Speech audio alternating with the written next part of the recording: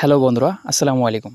আজকের ভিডিওটি থেকে আপনারা জানতে পারবেন 12 ফিট বাই 15 ফিট ঘরের ফ্লোর ঢালাই ও নেট ফিনিশিং সহ সর্বমোট কত টাকা খরচ হয় এবং এর সাথে আরও জানতে পারবেন এই ফ্লোর ঢালাইটি করতে কত ব্যাগ সিমেন্ট, কত ব্যাগ বালি, কত ব্যাগ খোয়া ও মিস্ত্রি খরচ সহ সর্বমোট কত টাকা খরচ হয়। তো বন্ধুরা, ভিডিওটি না টেনে একটি লাইক দিয়ে সম্পূর্ণ ভিডিওটি দেখুন।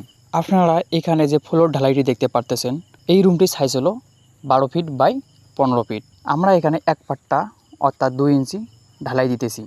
এই ফ্লোরটি সম্পূর্ণ ঢালাই করতে লেগেছে 22 বস্তা খোয়া, 15 বস্তা বালি, 6 বস্তা সিমেন্ট এবং কালো রং 10 কেজি সহ মিস্ত্রি খরচ 2700 টাকা সহ এই ফ্লোরটি ঢালাই করতে প্রায় সর্বমোট খরচ হয়েছে 10,000 টাকা।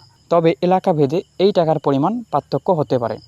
তো ভিডিওটি ভালো লাগলে একটি লাইক, কমেন্ট ও সাবস্ক্রাইব করতে ভুলবেন না। ধন্যবাদ সবাইকে।